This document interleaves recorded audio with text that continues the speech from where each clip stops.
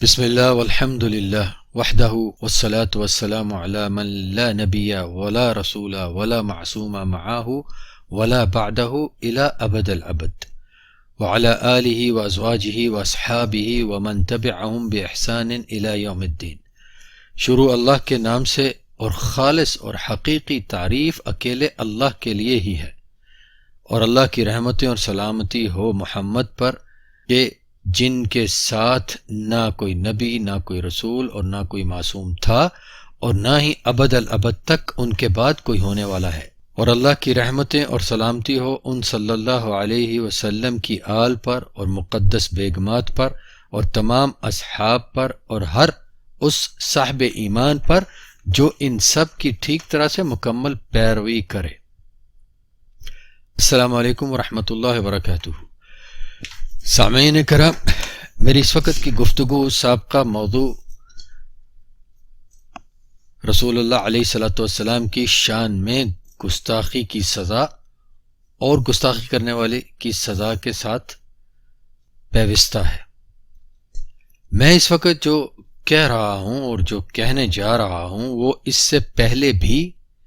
April 2017 میں 2 مضامین کی صورت میں نشر کیا جا چکا ہے، جن میں سے ایک کا عنوان تھا اصل مسئلہ گستاخ رسول کی سزا نہیں، اور دوسرے کا عنوان تھا گستاخ رسول کو سزا کس طرح دی جانی چاہیے۔ اب سب سے گزارش ہے کہ میری ان باتوں کو سنتے ہوئے وہ سب کچھ بھی یاد رکھیے گا جو میں نے رسول اللہ صلی اللہ علیہ وعلی آلہ وسلم کی شان میں گستاخی کرنے والے کی سزا کے بارے میں کہا اور لکھا۔ الحمدللہ میں اسی پر قائم ہوں، اور انشاءاللہ تا دم آخر قائم رہوں گا کہ محمد رسول اللہ صلی اللہ علیہ وعلی آلہ وسلم کی شان میں گستاخی کی سزا موت ہے، اور کسی کو یہ سزا معاف کرنے کا حق نہیں، کسی کو یہ سزا معطل کرنے کا حق نہیں سوائے رسول اللہ محمد صلی اللہ علیہ وعلی آلہ وسلم کے۔ محترم سامعین، ہم سب یہ جانتے ہیں کہ عالم کفر اور اس کے پروردہ دانستہ یا نادانستہ طور پر اس کے لیے کام کرنے والوں کی طرف سے سابقہ کچھ سالوں سے اس سزا کے خلاف بہت کچھ کہا لکھا جا رہا ہے۔ وہ لوگ کسی نہ کسی طور اس سزا کو معطل کروانا چاہتے ہیں، منسوخ کروانا چاہتے ہیں، تاکہ رسول اللہ محمد صلی اللہ علیہ وعلی آلہ وسلم کی شان مبارک میں گستاخی کرنے کا راستہ کھل جائے، اور اس غلیظ بدبودار گناہ اور جرم کو ملکی قانون کی پشت پناہی حاصل ہو جائے، اور جھوٹے نبوت کے دعوے کرنے والوں کو بھی قانون کی پشت پناہی حاصل ہو جائے، جیسے غلام احمد قادیانی اور اس کے چیلے چانٹے اور دوسرے اس قسم کے لوگ جو نبوت کے جھوٹے دعوے کرتے ہیں۔ ایسے لوگوں کو قانون کی پشت پناہی حاصل ہو جائے۔ اپنے اس شیطانی مقصد کو پورا کرنے کے لیے یہ لوگ ہر کچھ عرصہ کے بعد کہیں نہ کہیں یہ غلیظ جرم کروا دیتے ہیں اور مسلمانوں میں نشر کرتے ہیں، یا کرواتے ہی ایسے طور پر ہیں کہ جہاں براہ راست کچھ سچے محبان رسول موجود ہوں، تاکہ ان کی طرف سے محبان رسول علیہ الصلوۃ والسلام کی طرف سے فوری طور پر گستاخ کے خلاف کوئی ایسا کام ہو جائے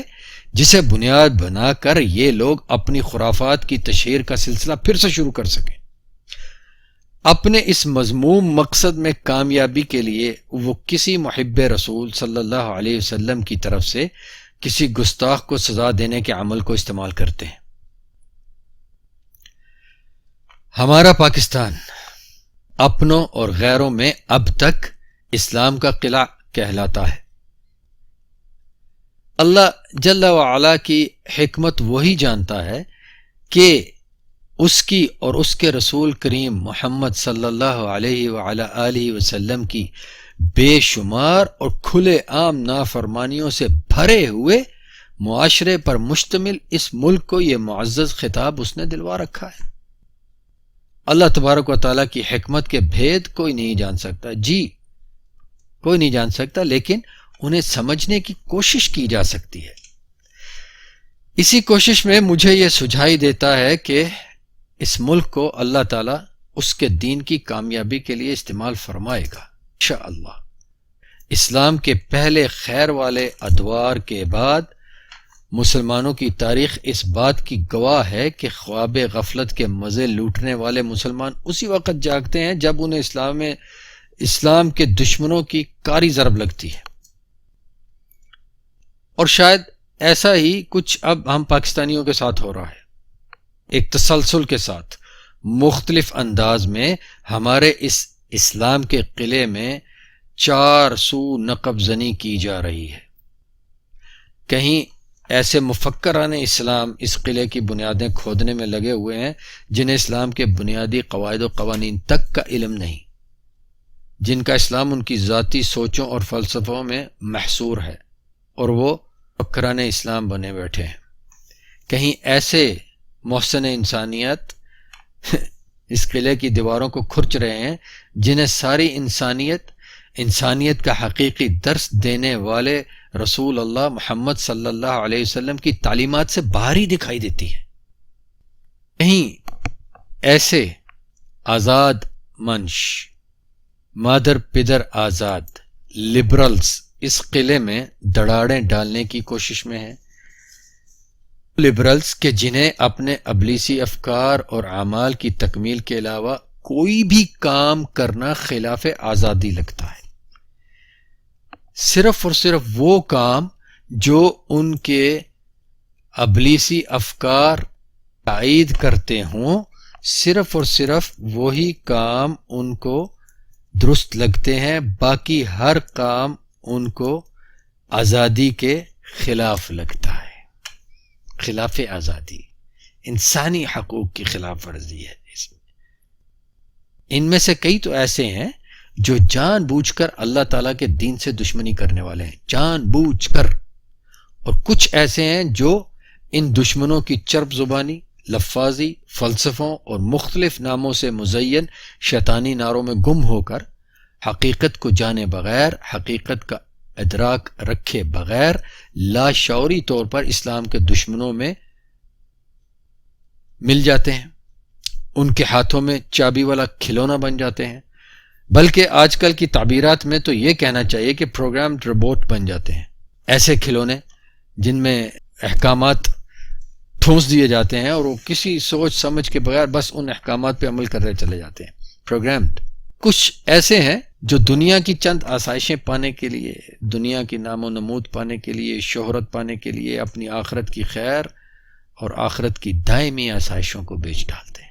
اور وقتی زندگی کی کچھ راحتوں کے بدلے میں اللہ جل جلالہ کا عذاب مول لیتے ہیں۔ ان لوگوں کی تازہ ترین کوششوں میں سے ایک کوشش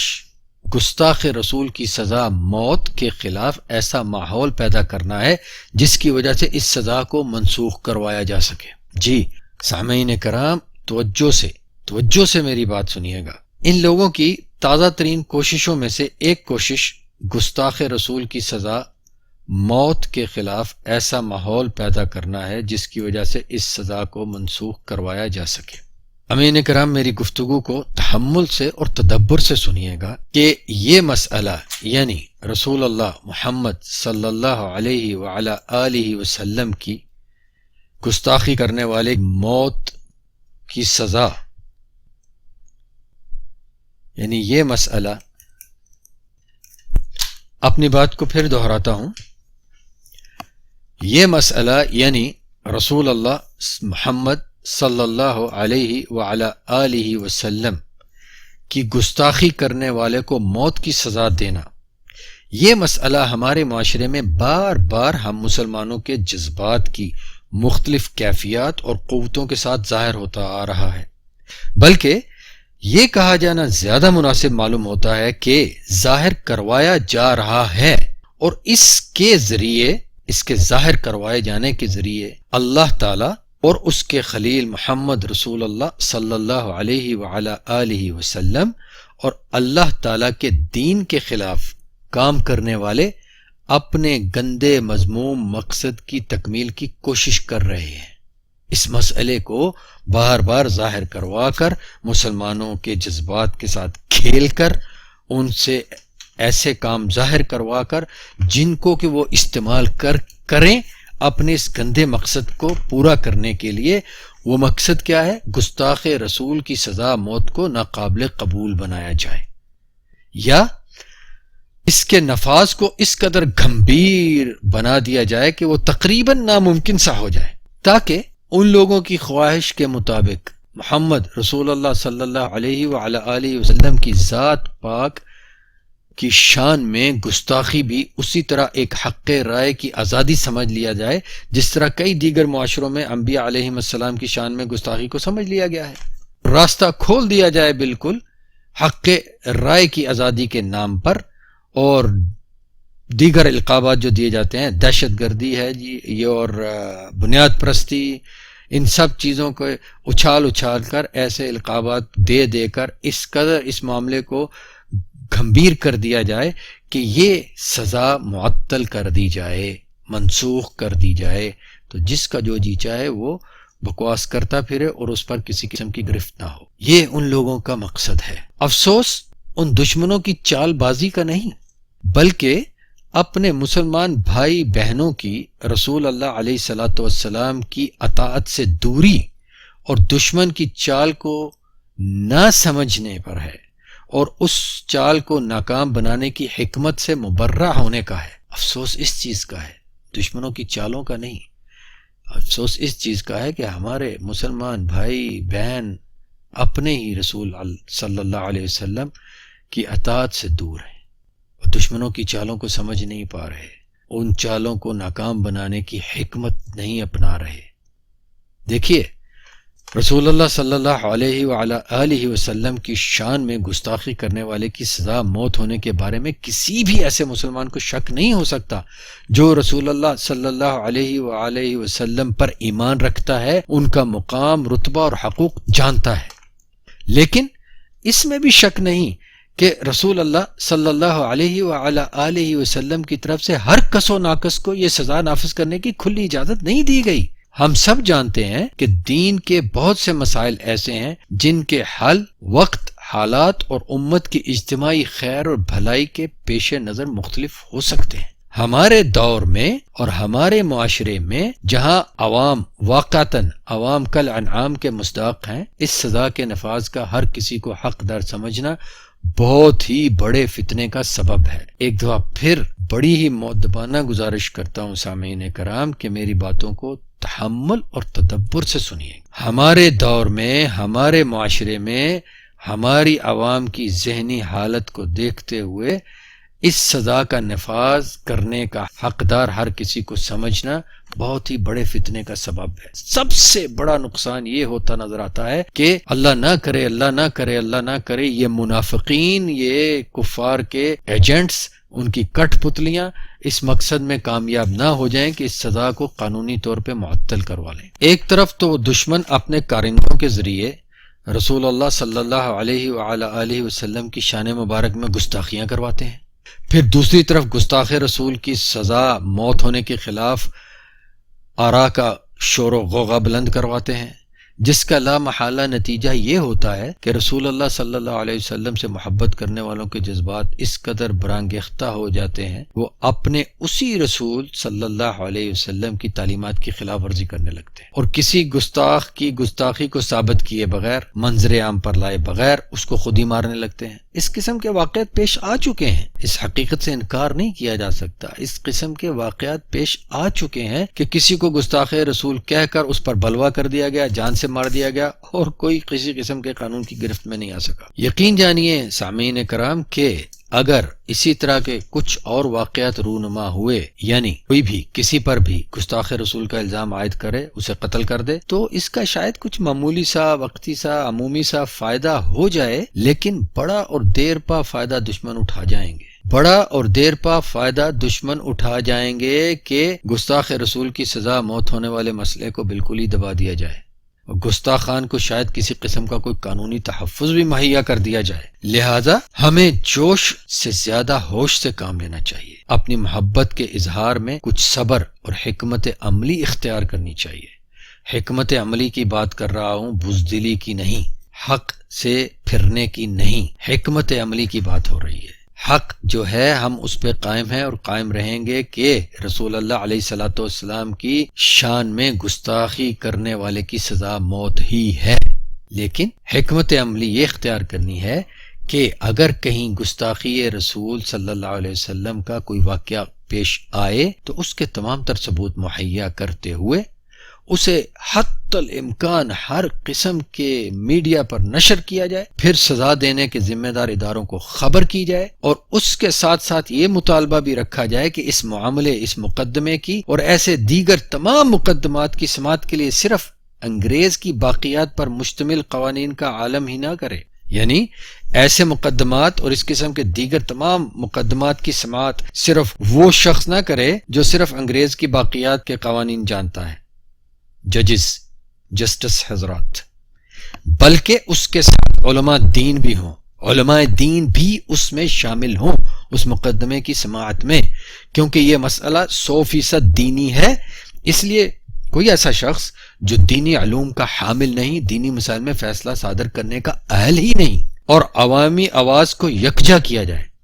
جس میں حضرات علماء کرام کو اپنے مسلکی، مذہبی، جماعتی، شخصیاتی تعصبات اور مفادات چھوڑ کر شامل ہونا ہی چاہیے، اور اس آواز کو اس قدر مسلسل بلند رکھا جائے کہ سزا دینے والے اداروں کو اس کے علاوہ کچھ اور سننا تقریباً ناممکن ہی ہو جائے، اور ان کی کارروائی اور ان کے فیصلے کا نتیجے کا ایک مخصوص وقت تک انتظار کیا جائے، وہ وقت دیا جائے ان کو کہ آپ اتنے وقت میں اس کا فیصلہ کیجئے۔ اگر تو وہ مہیا کر دے سچے ثبوتوں کے باوجود بھی کسی حقیقی گستاخ کو سزا نہ دیں تو پھر اس کے بعد کوئی بھی امتی اپنے رسول کریم صلی اللہ علیہ وسلم کی شان میں گستاخی کرنے والے کو جہنم روانہ کر دے، لیکن پہلے کم از کم ایک دفعہ ثبوت مہیا کرتے ہوئے حکومتی اداروں سے سزا نافذ کرنے کی طلب کر لی جانی چاہیے، اور اس گستاخی والے معاملے کو، سزا طلب کرنے والے سارے معاملے کو بہت ہی وضاحت کے ساتھ ہر طرف،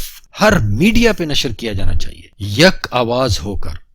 تاکہ اللہ، اس کے رسول کریم محمد صلی اللہ علیہ وسلم اور اللہ کے دین کے کسی دشمن کو کوئی منفی کاروائی کرنے کا موقع نہ مل سکے انشاءاللہ۔ تو محترم سامعین، ہماری توجہ کا، خصوصی توجہ کا طلبگار اور ہمارے کام کرنے کا محور مسئلہ توہین رسول کی سزا موت نہیں،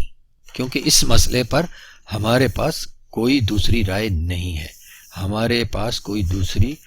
چیز نہیں ہے سوائے اس کے کہ توہین رسول کرنے والے کی سزا موت ہی ہے۔ خود رسول اللہ علیہ الصلوۃ والسلام کے علاوہ کسی کو اس سزا میں کوئی کمی بیشی کرنے کا کوئی حق نہیں ہے۔ اس لیے اس مسئلے پر تو بات کرنا اور لوگوں سے بحث کرنے کی کوئی ضرورت ہی نہیں۔ جو بھی اس مسئلے کے خلاف بولتا ہے، دو ٹوک اس کو جواب دیں کہ ہم مسلمانوں کے لیے اس کے علاوہ کوئی بات قابل قبول نہیں ہے، یہ فیصلے صدیوں پہلے ہو چکے ہیں، اللہ اور اس کے رسول صلی اللہ علیہ وسلم کی طرف سے امت کے تمام ائمہ صالحین اس پہ اتفاق کر چکے ہیں، لہذا اب 1200-1400 سال کے بعد اگر آ کے کوئی فلسفہ منطق جھاڑ رہا ہے اس کے خلاف تو اس کی بات مردود ہے بالکل۔ تو ہمارا کام کرنے کا اصل محور یہ مسئلہ نہیں کہ توہین رسول کی سزا موت ہے کہ نہیں ہے، اس کی سزا موت ہی ہے۔ ہمارا اصل مسئلہ یہ ہے جس کی طرف توجہ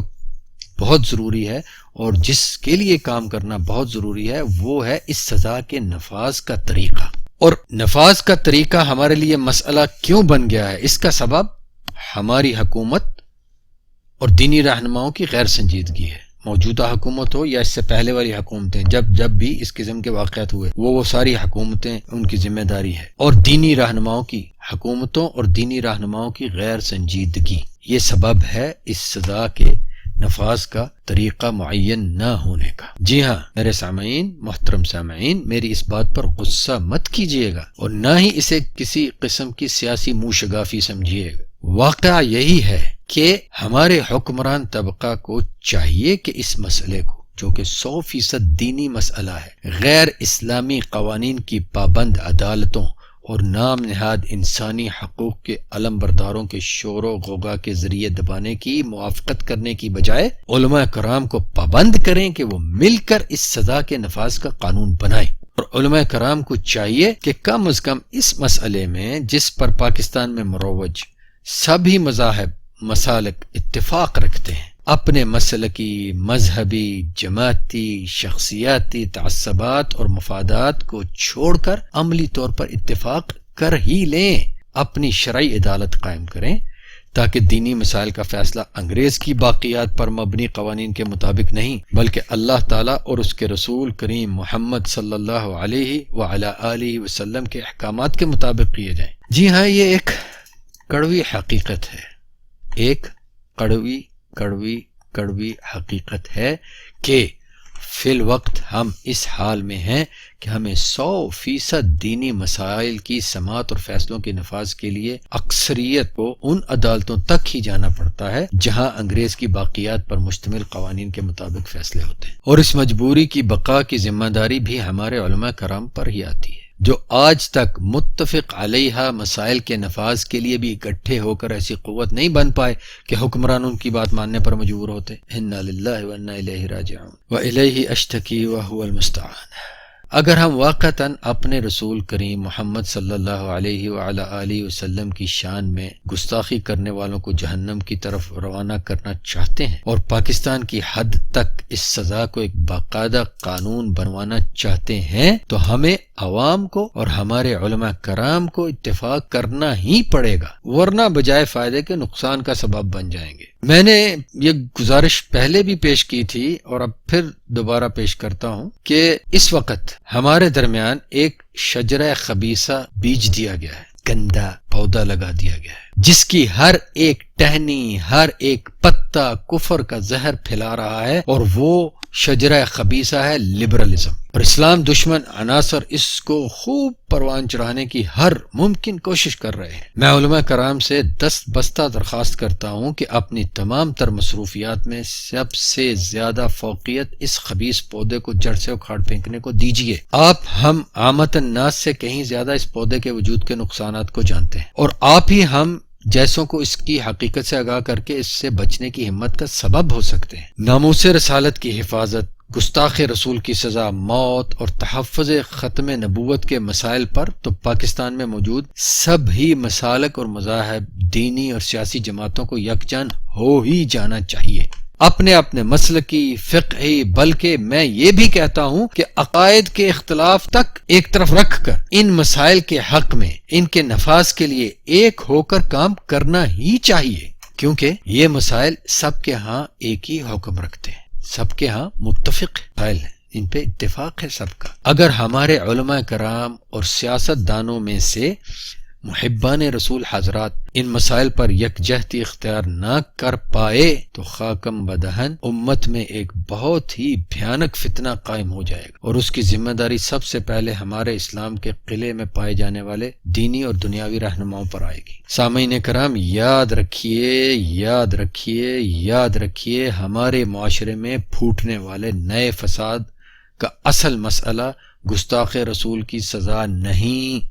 بلکہ اس سزا کی آڑ میں کیے کروائے اور ہو جانے والے قتل ہیں، جنہیں استعمال کر کے اس سزا کو ختم کروانے کی کوششیں کی جا رہی ہیں۔ یاد رکھیے، ایک دفعہ اگر دین کے کسی بھی معاملے کے خلاف ہرزہ سرائی کا راستہ کھول دیا گیا تو پھر شاید ہزاروں کے خون بہنے کے بعد بھی یہ راستہ بند نہ ہو پائے گا۔ اس لیے ہمیں اپنے تمام تر اختلافات ایک طرف رکھتے ہوئے اس مسئلے پر، جس میں کوئی اختلاف نہیں، یک آواز ہو جانا چاہیے، ایک جان ہو کر کام کرنا چاہیے، اور ہمارے علماء کرام کو آگے آ کر متفق ہو کر ایک دوسرے کے ہاتھوں میں ہاتھ دے کر ایک دیوار بن کر اس مسئلے کے لیے کھڑے ہو جانا چاہیے، اس کے خلاف کام کرنے والوں کے سامنے ڈٹ کر کھڑے ہو جانا چاہیے۔ تو ہم جیسے ہزاروں نہیں لاکھوں ان کے پیچھے ہیں، لیکن افسوس کہ ہم اپنی اپنی جگہ پہ ایک ایک دو شخص کچھ کرنے کے قابل نہیں، سوائے اس کے کہ ہماری انفرادی کارروائیاں دشمنوں کو مزید موقع فراہم کرتی ہیں۔ ہمارے علماء کرام اور ہمارے وہ دنیاوی رہنما جو محبان رسول ہونے کا دعویٰ کرتے ہیں یا حقیقتاً ہیں بھی، تو ان کو چاہیے کہ وہ سب متفق ہو کر سامنے آ جائیں اور ہمیں عوام کو لے کر چلیں اور اس مسئلے کے لیے ایک متفق علیہ طریقہ بنا لیں۔ اپنی بات میں اسی پر ختم کرتا ہوں کہ ہمارے علماء کرام اور ہماری دنیاوی رہنما شخصیات، سیاسی رہنما شخصیات، ان سب کو یہ ذمہ داری مل کر نبھانی ہی چاہیے کہ وہ سب ایک دوسرے کے ہاتھوں میں ہاتھ دیں، بنیان مرصوص بن جائیں، چنی ہوئی دیوار بن جائیں، اس فتنے کے خلاف، رسول اللہ علیہ الصلوۃ والسلام کی شان مبارک میں گستاخی کرنے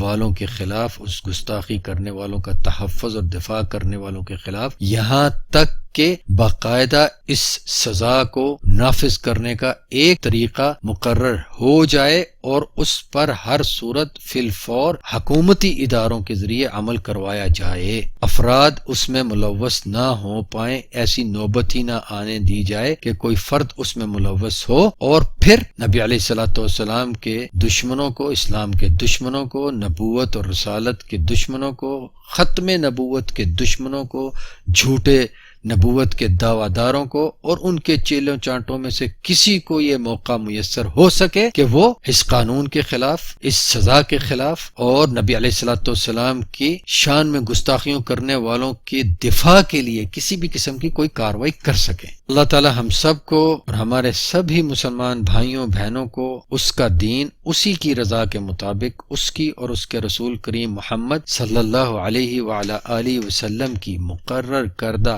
حدود میں رہتے ہوئے سمجھنے، ماننے، اپنانے اور اس پر ہی عمل کرتے ہوئے اس کے حضور حاضر ہونے والوں میں سے بنائے۔ والسلام علیکم ورحمۃ اللہ وبرکاتہ۔